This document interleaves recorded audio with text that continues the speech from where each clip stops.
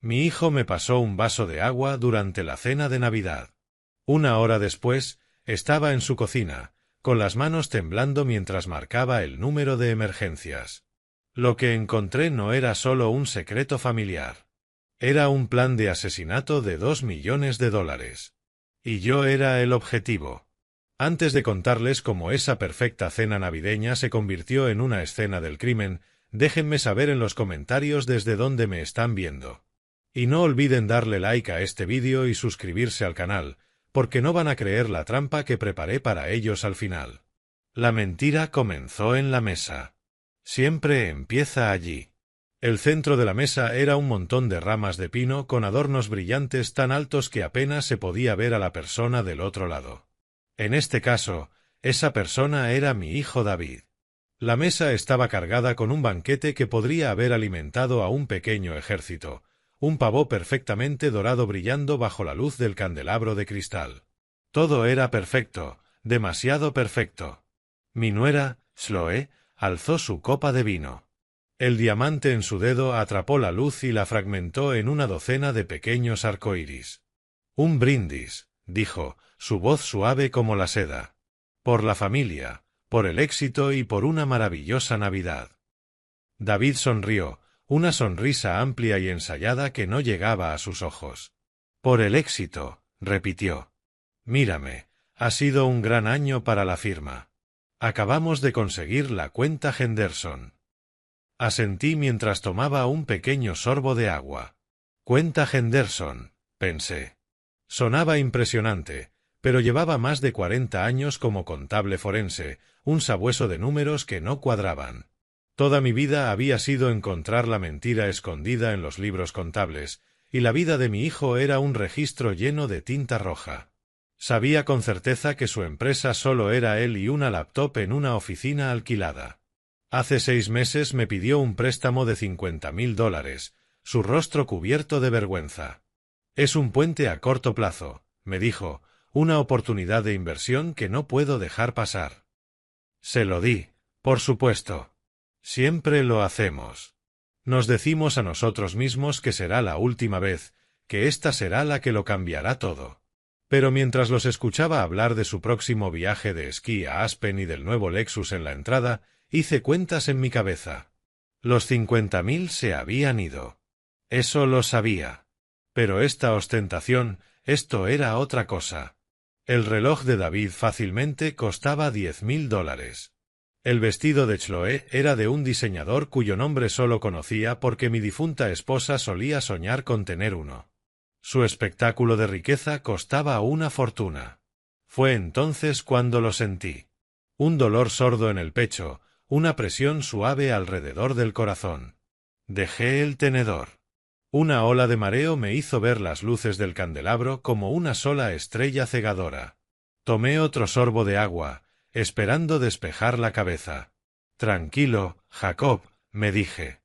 Las fiestas siempre son estresantes. La comida rica, la tensión de ver a tu hijo vivir una vida sobre arena, solo es indigestión. Pero la presión en mi pecho se hizo más intensa, como una banda que se ajusta lentamente. «Papá, ¿estás bien?», preguntó David. La preocupación en su voz sonaba casi genuina. «Estoy bien», logré decir, forzando una sonrisa. «Solo un poco cansado». «Chloe, la comida es espectacular, de verdad», sonrió ella. «Oh, no es nada, Jacob. Solo estamos tan felices de que pudieras venir», respondió Chloe. La habitación se sentía cálida, demasiado cálida. El olor a pino y carne asada se volvió sofocante. Necesitaba moverme. «Con su permiso», dije, dejando la servilleta sobre la mesa. «Creo que solo necesito un vaso de agua fresca». Me levanté, con las piernas inestables. Mientras caminaba hacia la cocina, sentía sus ojos sobre mi espalda. El pasillo corto se me hizo 1 kilómetro. Los suelos de madera parecían moverse bajo mis pies. Me apoyé en el marco de la puerta para estabilizarme. La cocina era un espectáculo de diseño moderno, acero inoxidable y encimeras blancas relucientes como sacada de una revista. Pero, como sus vidas, La perfección era sólo superficial. Un montón de correo estaba amontonado descuidadamente en una esquina del mostrador, a punto de caer al suelo. Tomé un vaso del armario y mi manga rozó el montón. Esa fue la fuerza necesaria para romper el frágil equilibrio. Cartas y facturas cayeron sobre el granito como hojas arrastradas por el viento. «Maldita sea», murmuré, agachándome a recogerlas. Facturas de tiendas de lujo, una carta de un concesionario de autos de alta gama y luego un sobre que me hizo detenerme. Era de la compañía de seguros Prudential. Mi nombre y dirección se veían claramente por la ventana plástica. No había hecho negocios con ellos en más de una década. Mi corazón, que ya latía incómodamente, comenzó a martillar contra mis costillas. Tomé el sobre. Estaba abierto. Mi formación, mis instintos, cada alarma que había perfeccionado durante años de descubrir engaños gritaba. Esto no era mi correspondencia. Había sido enviada a mi dirección, pero David debía haberla recogido. Sabía que no debía tocarla. Sabía que era una violación a la privacidad. Pero un instinto más profundo, el de un padre que percibe un peligro inmenso, se apoderó de mí. Mis dedos, ligeramente temblorosos, sacaron el documento del interior. No era una carta. Era la confirmación de una póliza. Las palabras flotaban ante mis ojos, frías y brutales bajo la luz de la cocina. Tipo de póliza, seguro de vida. Asegurado, Jacob Peterson. Valor de la póliza, $2 millones. Fecha de inicio, hace 3 semanas. Y luego la línea devastadora, beneficiario, David Peterson. Hijo. El aire me abandonó los pulmones. La presión en mi pecho se convirtió en un dolor agudo. $2 millones. Había contratado un seguro de vida de 2 millones sobre mí, y él era el beneficiario. Me apoyé en el mostrador, la piedra fría y lisa no enfriaba el fuego de traición que recorría mi cuerpo. Mi mente corría tratando de entender lo imposible. El préstamo, las mentiras sobre su éxito, el gasto extravagante. Todo era una charada desesperada. No solo estaba endeudado, estaba hundido. La ola de mareo regresó, más fuerte esta vez, y un sudor frío cubrió mi frente. Me sentí enfermo, verdaderamente enfermo. Mis ojos recorrieron la encimera, buscando algo, cualquier cosa que me anclara. Y entonces lo vi. Junto al fregadero estaba la botella de agua Fiji, medio vacía, de la que había bebido al llegar. David me la había dado él mismo. «Aquí, papá. Hidrátate», había dicho con una sonrisa. Y justo al lado, parcialmente escondido detrás de un salero de mármol, había un pequeño frasco transparente. No era más grande que mi pulgar y sin etiqueta. Casi vacío, pero una sola gota viscosa permanecía adherida al fondo. En un instante horrible y cristalino, todo encajó. La enfermedad repentina, la opresión en el pecho, la póliza de 2 millones, el frasco sin etiqueta, el vaso de agua de las manos de mi hijo. Esto no era indigestión. No era estrés. Era una auditoría de mi propio asesinato. Por un momento, el pánico puro me invadió. Quise gritar, salir corriendo de la cocina, enfrentarlos, romper la fachada de su perfecta Navidad en pedazos. Pero entonces la disciplina de toda una vida tomó el control. Había enfrentado estafadores que robaron millones, delincuentes que arruinaron empresas enteras. Había aprendido una lección crucial: nunca dejes que te vean sudar. El momento en que muestras emoción, pierdes. Respiré profundo. El pánico se disipó, reemplazado por una claridad gélida. Mi mente, la de un contable forense, empezó a trabajar. Esto ya no era una crisis familiar. Era una escena del crimen y yo era el testigo principal. Mis movimientos se volvieron deliberados, precisos. Levanté la vista y vi la pequeña lente oscura de una cámara de seguridad en la esquina del techo.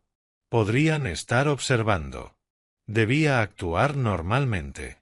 Deslicé la póliza de vuelta en su sobre y la dejé sobre el mostrador. Luego, con la mano firme de un cirujano, recogí el pequeño frasco. Mis dedos se cerraron sobre él y lo escondí en el bolsillo del pantalón. Evidencia. Me dirigí al refrigerador, abrí la puerta y saqué una botella nueva de agua sellada. Giré la tapa, el plástico crujió en el silencio de la cocina. Llevé la botella a mis labios y bebí un largo trago, dejando que el líquido fresco calmara mi garganta. Necesitaba purgar mi sistema. Necesitaba pensar. Después de un momento, me recompuse. Alisé la camisa, pasé la mano por mi cabello y coloqué una expresión neutral en mi rostro. Estaba listo. Salí de la cocina y regresé hacia la cálida luz dorada del comedor. De vuelta a las mentiras.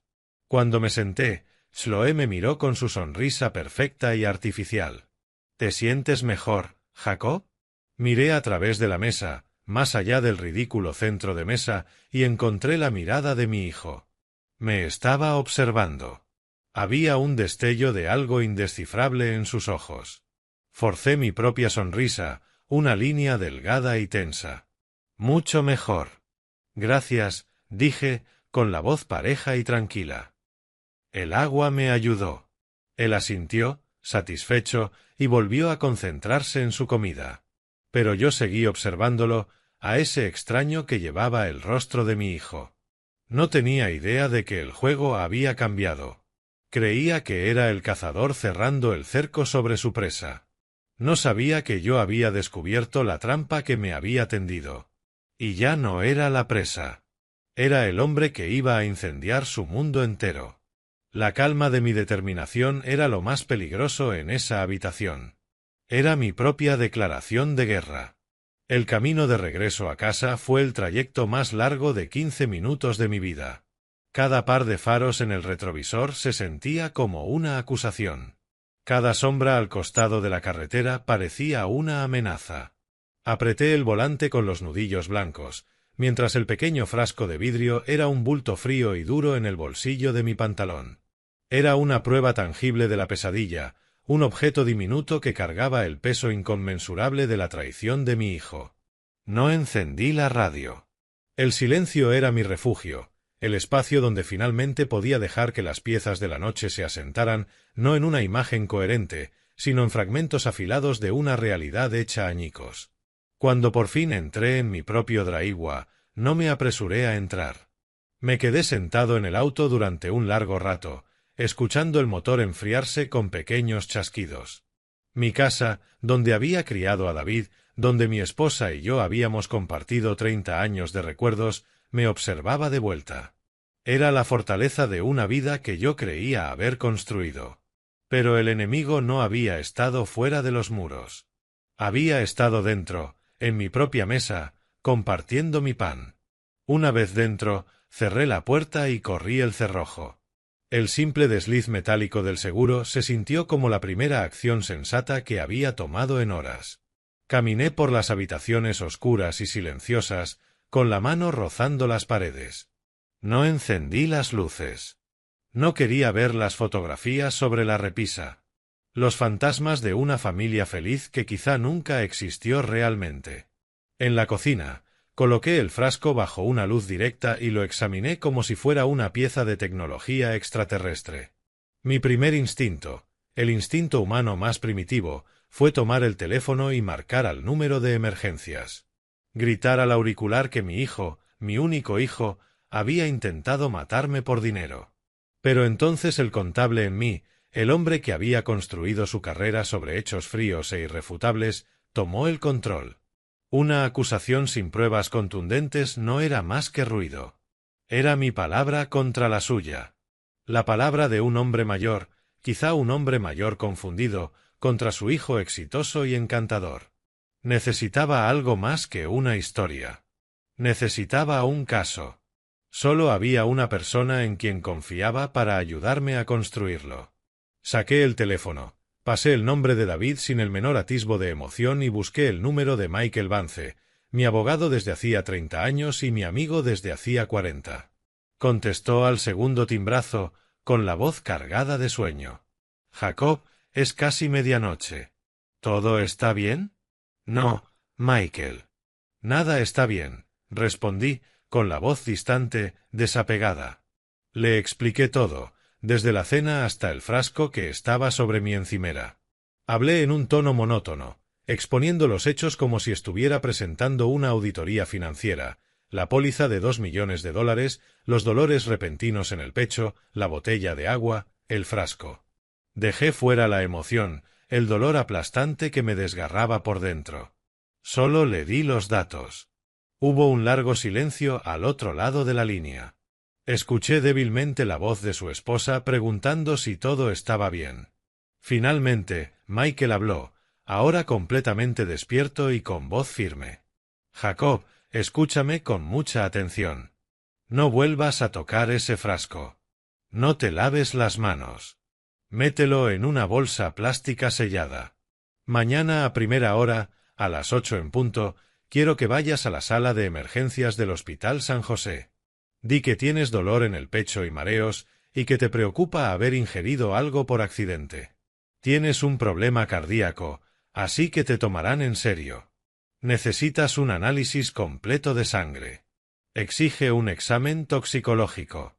Haré una llamada a un amigo en la administración para asegurarme de que todo se maneje correctamente. No llames a la policía. Todavía no. Primero obtengamos nuestra propia evidencia. Construyamos una fortaleza que no puedan derribar. Sus palabras fueron un salvavidas, un plan, una serie de pasos lógicos en un mundo que había dejado de tener sentido. Está bien, Michael. Lo haré. Y Jacob, añadió, con la voz suavizándose. Lo siento mucho. Colgué y hice exactamente lo que me indicó, colocando el frasco en una bolsa hermética con ayuda de unas pinzas. No dormí esa noche. Me senté en el sillón, observando cómo las horas avanzaban en el reloj de péndulo del pasillo. Cada campanada marcaba otro momento que había logrado sobrevivir. A la mañana siguiente, entré a la sala de emergencias del Hospital San José. Las luces fluorescentes y el olor a antiséptico contrastaban brutalmente con las decoraciones festivas de la noche anterior. Seguí el guión de Michael al pie de la letra. Describí mis síntomas, mencioné mi condición cardíaca y expresé una vaga preocupación de haber tomado algo incorrecto por error. Me llevaron a un cubículo y me conectaron a monitores. Un médico joven entró, con el rostro marcado por la preocupación. Escuchó con atención y ordenó los estudios. Me extrajeron sangre. Me hicieron preguntas. Me sentía como un observador de mi propia vida, un personaje recitando un guión que alguien más había escrito.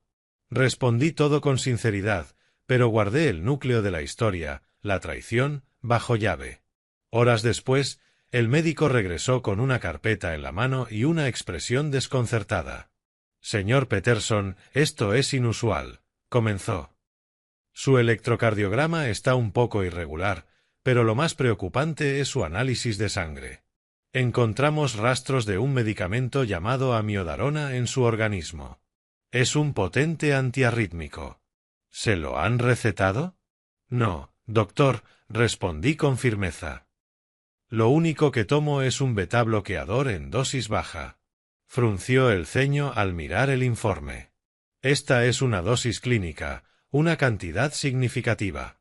Para un paciente con su condición cardíaca, sin monitoreo médico, una dosis así podría ser extremadamente peligrosa. Podría provocar fácilmente un evento cardíaco que, para todos los efectos, parecería un infarto natural. Ahí estaba. El mecanismo. El cómo. Un infarto que parecería natural. El crimen perfecto, diseñado específicamente para mi historial médico. Mi hijo había hecho su tarea. Un escalofrío me recorrió la espalda, ajeno al aire acondicionado del hospital. Salí con el reporte toxicológico impreso, un documento oficial y nítido que traducía la traición en términos científicos. Guardé el informe en el bolsillo del abrigo, junto a la pequeña bolsa plástica que contenía el frasco. Ahora tenía el motivo, en forma de una póliza de $2 millones. Tenía el medio, el frasco con amiodarona. Y tenía la prueba, un reporte hospitalario confirmando la presencia exacta de ese medicamento en mi sangre. La fortaleza de la que había hablado Michael estaba construida. Los cimientos eran sólidos. Al llegar a casa, coloqué las 3 piezas de evidencia sobre la mesa de la cocina: la póliza, el frasco sellado y el informe toxicológico. Era una trinidad de maldad. La codicia de mi hijo, su crueldad, su absoluto desprecio por mi vida, todo expuesto en blanco y negro. Ya no había espacio para la duda, ni para la esperanza desesperada de un padre que quisiera estar equivocado. Solo quedaba la verdad fría y contundente. Tomé el teléfono, pero no marqué al número de emergencias con pánico. Mi rabia se había enfriado y transformado en algo mucho más peligroso: precisión. Cuando la operadora contestó, mi voz era calma, medida y clara. «Quisiera reportar un delito», dije. «Estoy reportando un caso de fraude de seguro de vida». Hubo una breve pausa. «Señor, ¿puede explicar a qué se refiere?» «Sí. Mi hijo recientemente contrató una póliza de seguro de vida por $2 millones sobre mí, sin mi consentimiento. Y tengo razones para creer, respaldadas por evidencia médica, que ha intentado directamente acabar con mi vida para acelerar el cobro. Di mi nombre, mi dirección y el nombre de mi hijo. Hablé con la autoridad de un hombre que tenía todos los comprobantes. No era un padre destrozado. No era una víctima histérica. Era un contable forense presentando un expediente prácticamente cerrado. 2 días después de mi llamada, sonó el timbre. En el porche estaba un hombre que parecía tallado en roble y dejado bajo la lluvia. Tendría cerca de 50 y tantos años, con el rostro cansado, el traje arrugado y unos ojos que habían visto demasiadas tragedias. Levantó su placa. «Detective Miller», dijo con voz grave. «Vengo por el reporte que presentó». Lo conduje a la sala. Se movía con un cansancio pesado, observando el entorno, las fotos familiares, el sillón gastado, el orden silencioso de mi vida. Podía leer en su mente como si lo hubiera dicho en voz alta: otro conflicto doméstico, un anciano, una disputa familiar por dinero, un malentendido exagerado. Ya había archivado mentalmente mi historia como algo rutinario. Mi tarea era demostrarle que estaba equivocado. En lugar de ofrecerle café, señalé la mesa del comedor. «Creo que será mejor si le muestro todo», dije. Me siguió, con un destello de sorpresa en la mirada. Sobre la superficie pulida de la mesa había dispuesto las 3 pruebas: la póliza a la izquierda, llena de lenguaje contractual frío, el informe toxicológico en el centro, una confirmación médica contundente del veneno en mis venas, y a la derecha, el pequeño frasco aún sellado en su bolsa de evidencia. Miller se detuvo frente a la mesa. Observó los documentos y luego me miró a mí. El cansancio de su expresión fue reemplazado por una atención aguda y enfocada. Esperaba una historia confusa y emocional. Yo le estaba entregando un expediente. «Señor Peterson», dijo, con un tono que pasó de rutinario a respetuoso. «Explíqueme todo». Lo hice. Durante la siguiente hora relaté los acontecimientos de la cena de Navidad. No levanté la voz. No lloré. Presenté los hechos con la misma claridad desapasionada con la que explicaría un informe fraudulento ante una junta directiva. Señalé la póliza como el motivo. Señalé el frasco como el medio. Señalé el informe hospitalario como el método. Le expliqué mi trayectoria como contable forense y que toda mi carrera se había basado en reconocer patrones de engaño, y que aquí los patrones eran inconfundibles: la riqueza fingida de David, las mentiras cuidadosamente construidas, la desesperación que había percibido durante meses.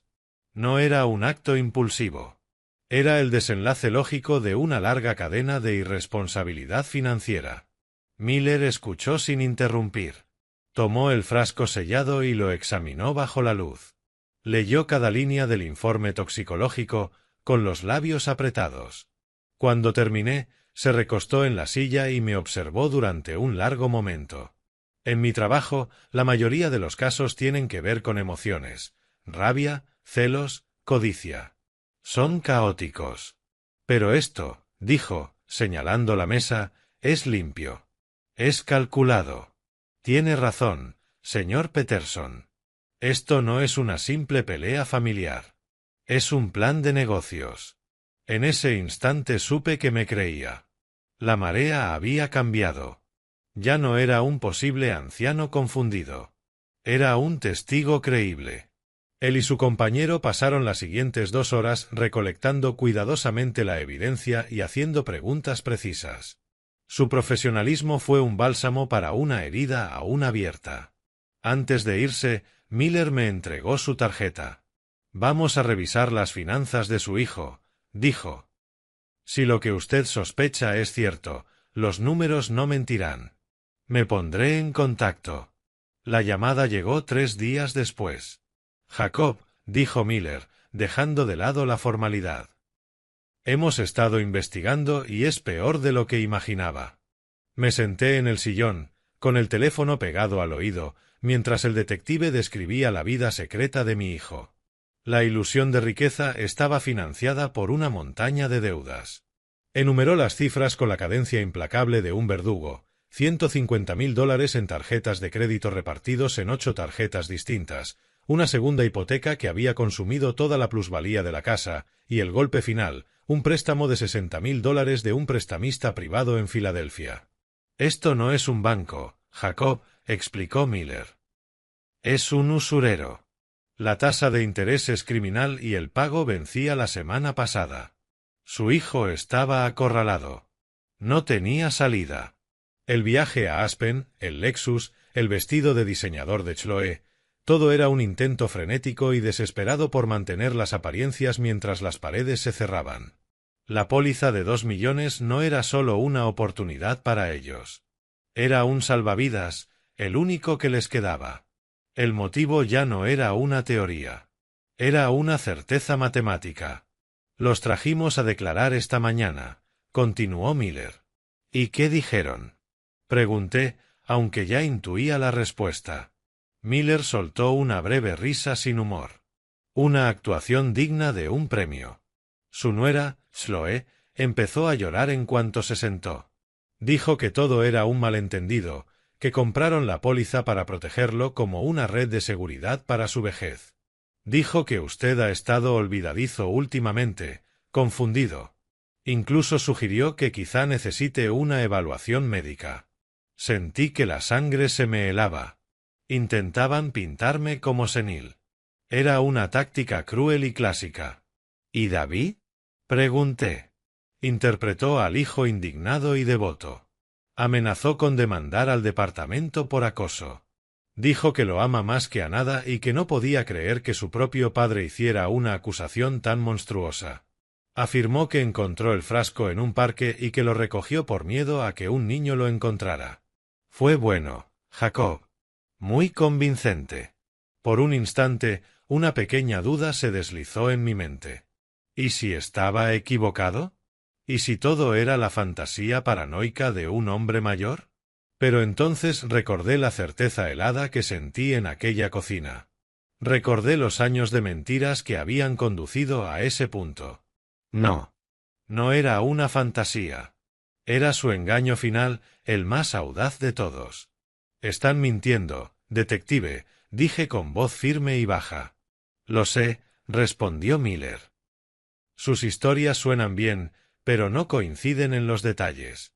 Están apostando a que veamos una familia afligida, pero yo veo a 2 cómplices.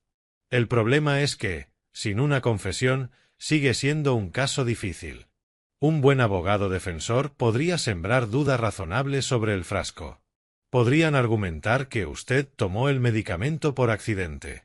Ese era el momento. Por eso Miller había llamado. Tenía la estructura del caso, pero necesitaba algo más.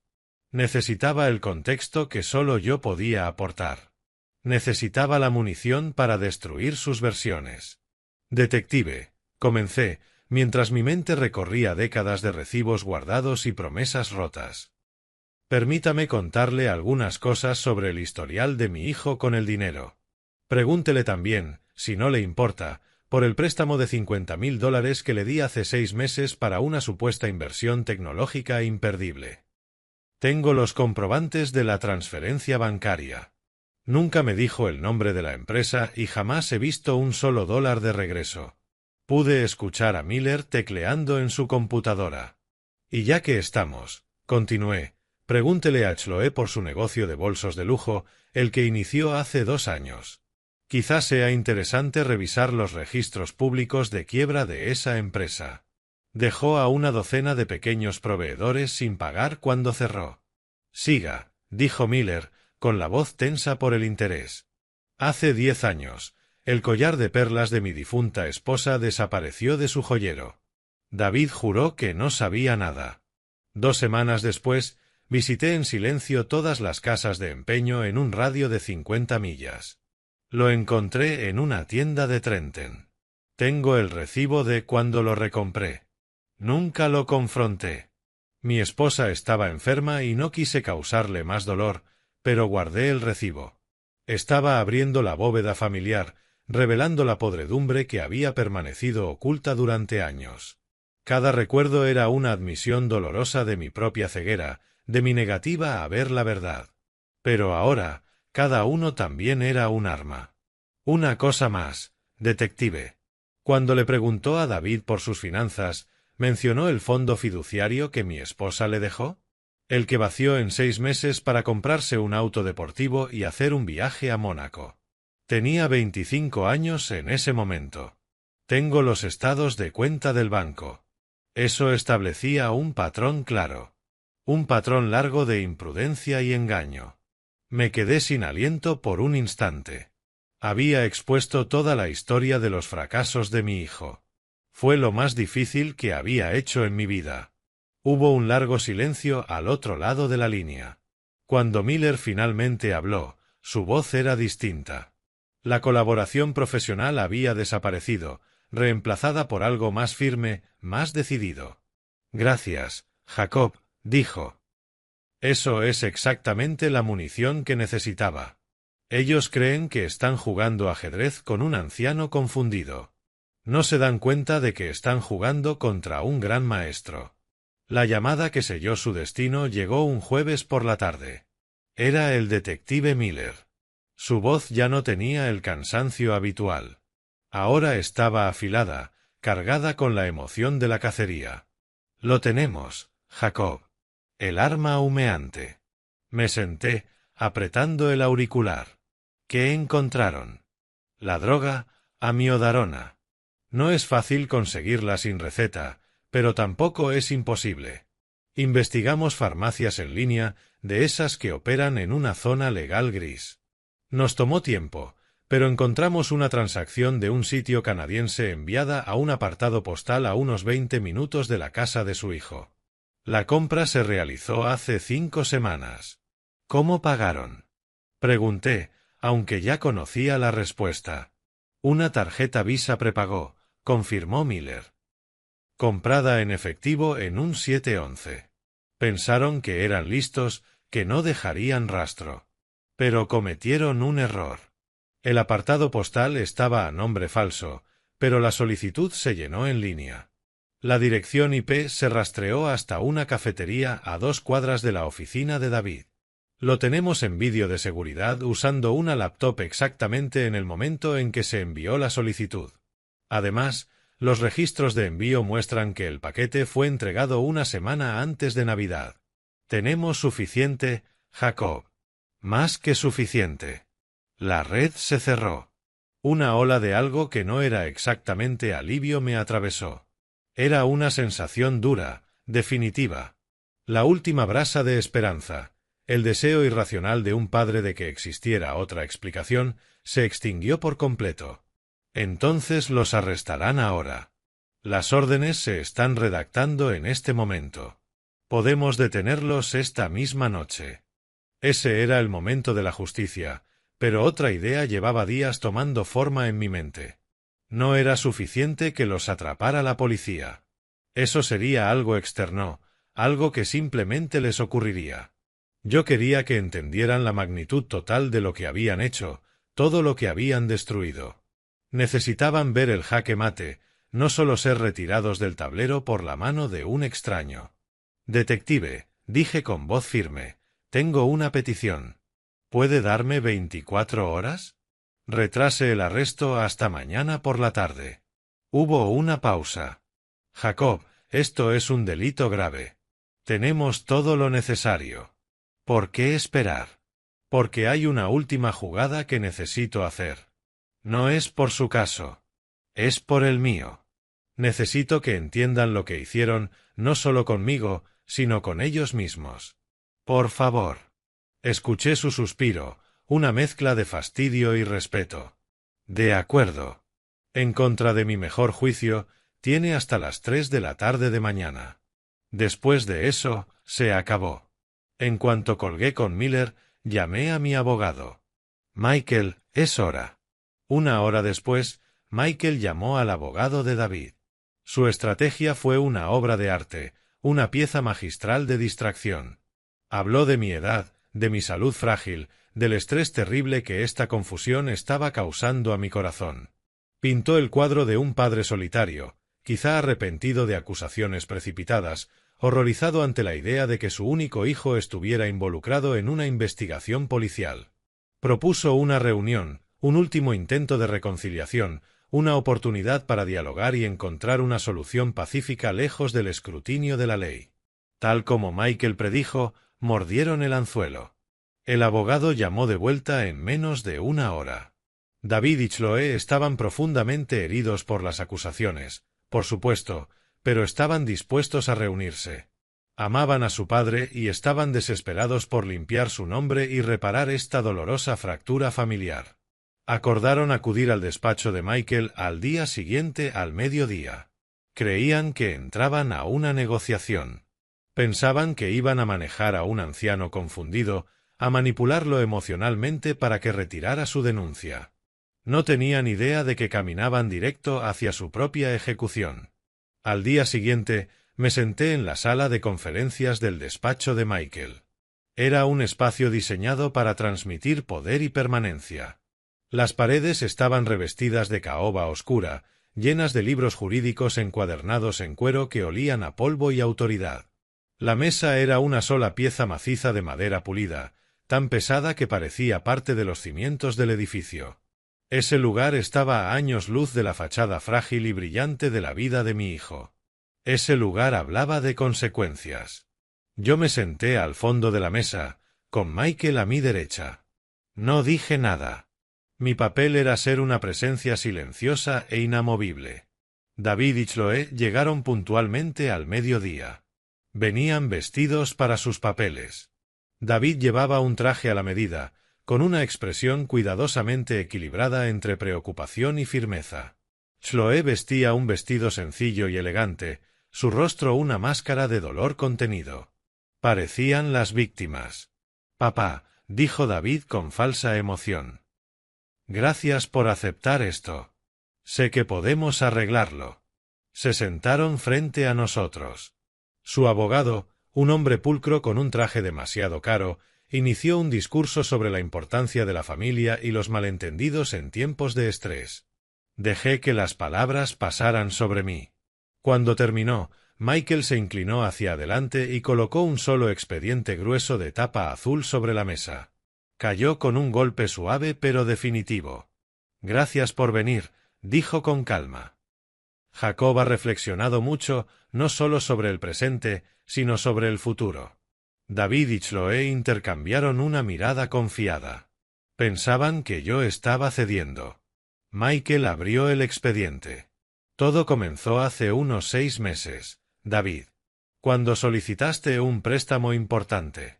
$50,000. David se movió incómodo.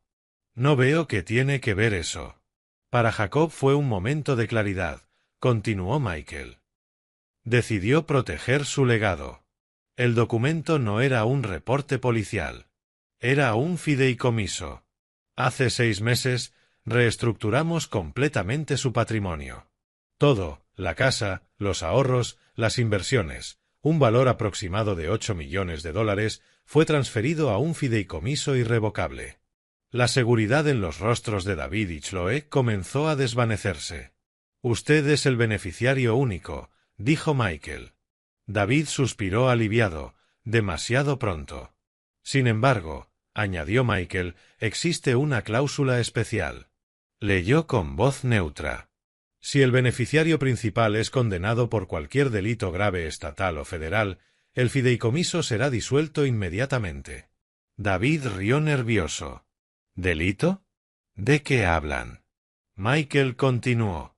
Si la muerte del otorgante se considera no natural y relacionada directa o indirectamente con acciones del beneficiario, éste será desheredado de forma inmediata e irreversible.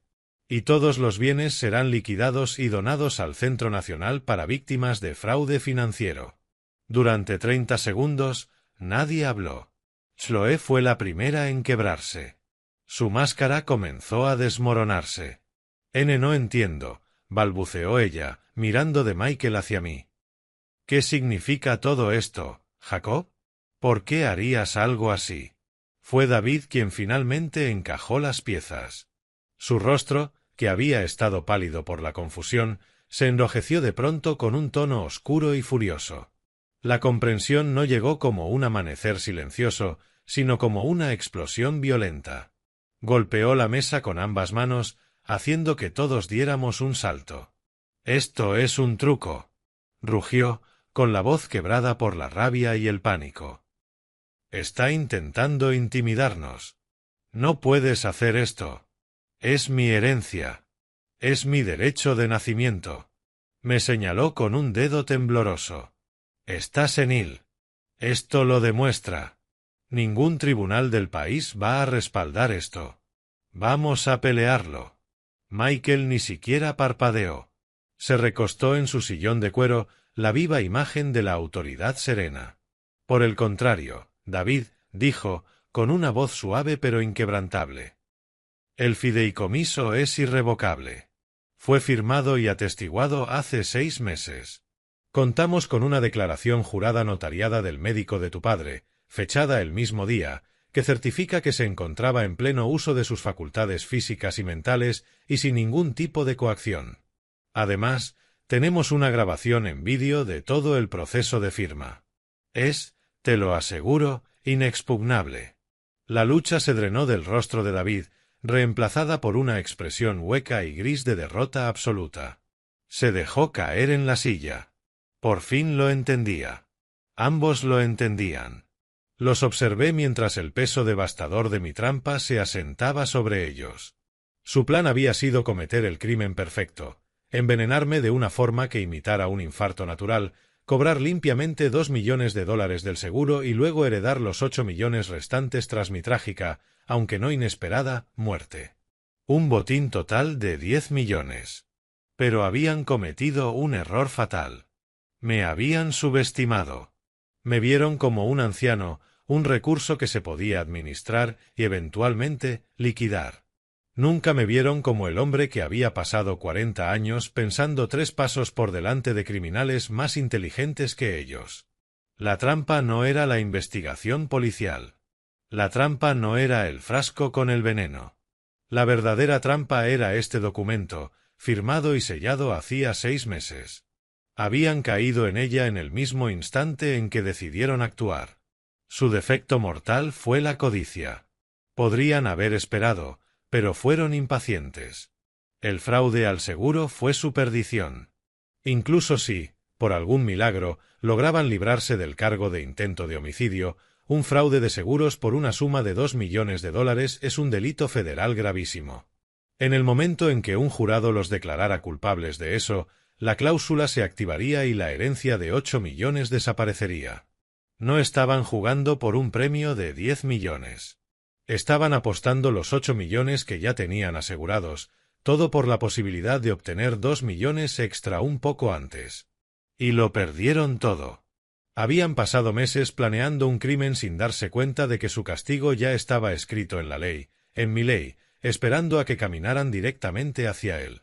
Chloe comenzó a sollozar.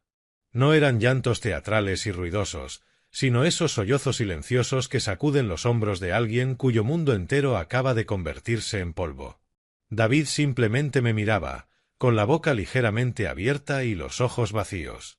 El odio había desaparecido. La rabia también. No quedaba nada más que el enorme vacío de su propia ruina. Ahora lo veía todo. Veía el jaque mate. En ese mismo instante, un golpe seco y autoritario sonó en la puerta de la sala de juntas. Michael me miró. Yo asentí levemente.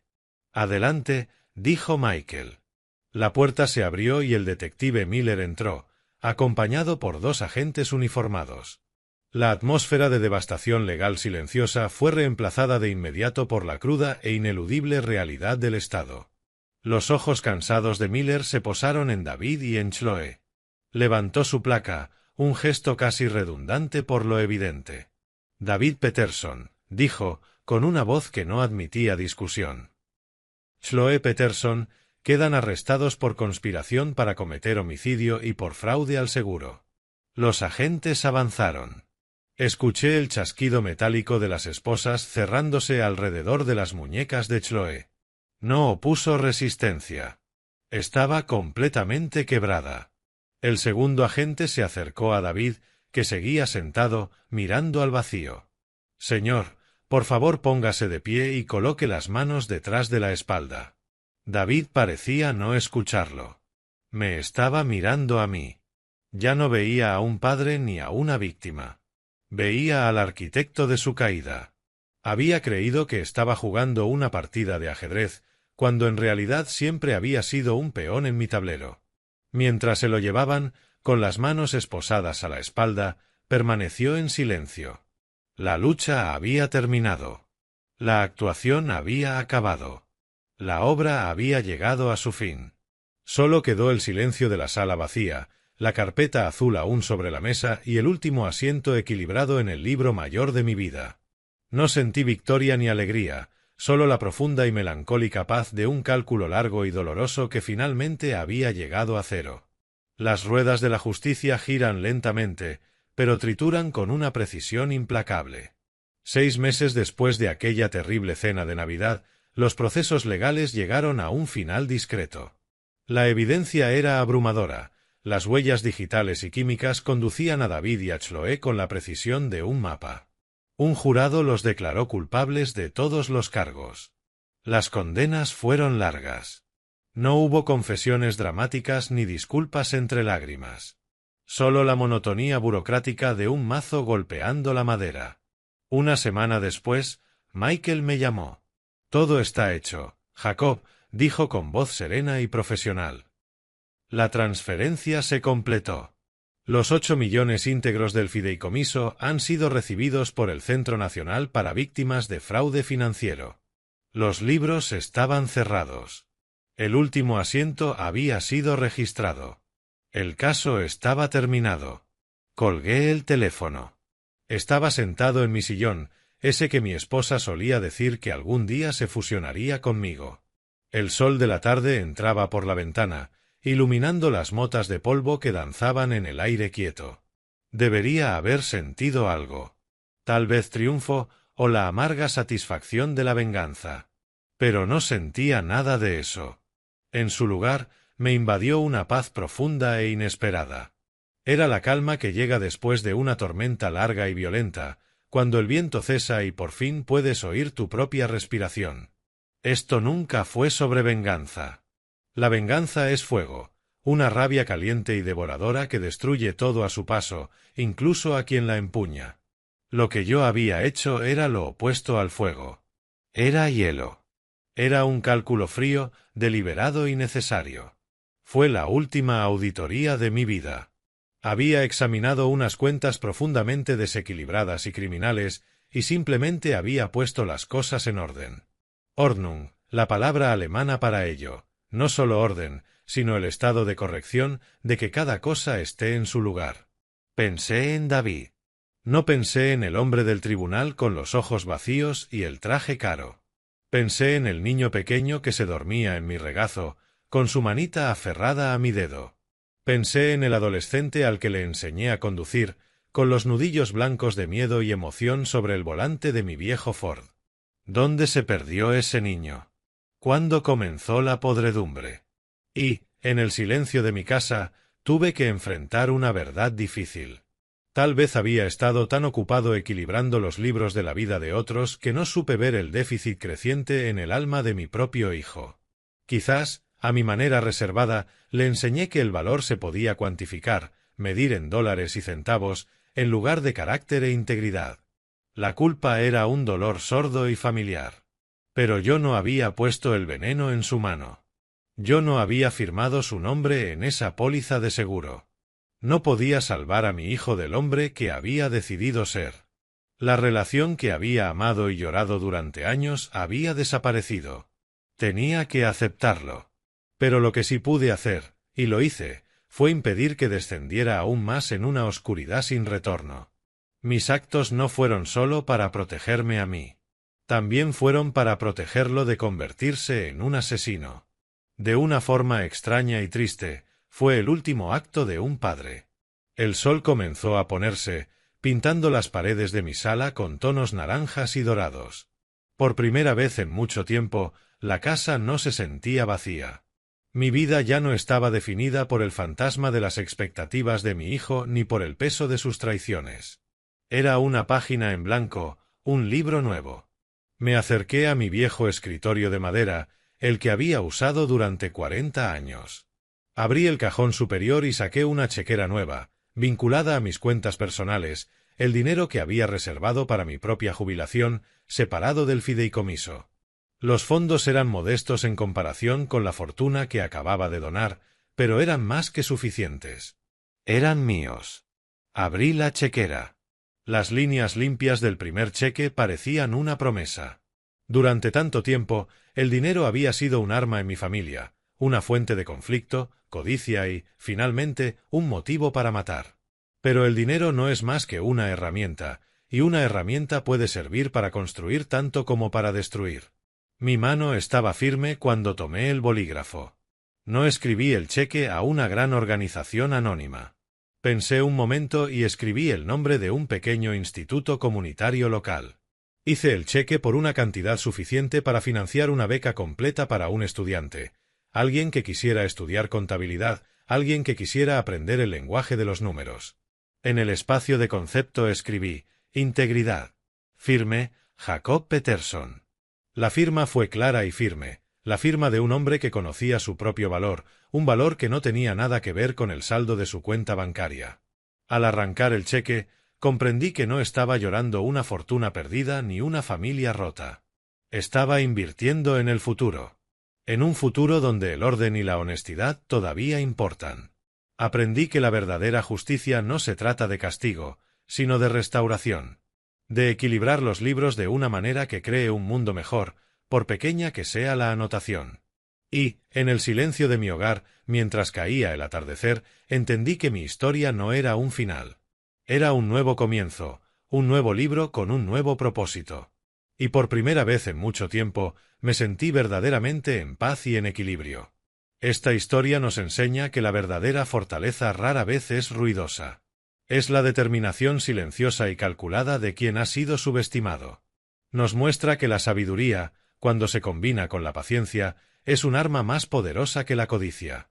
La mayor justicia no se encuentra en la venganza ardiente, sino en el acto sereno y consciente de restaurar el orden y proteger la propia dignidad. Incluso después de la traición más profunda, es posible encontrar un nuevo propósito y transformar el dolor en una fuerza para el bien. Es un recordatorio poderoso de que el verdadero valor de una persona se mide por su integridad, no por su herencia. ¿Qué opinas del plan final de Jacob? Déjanos tu comentario.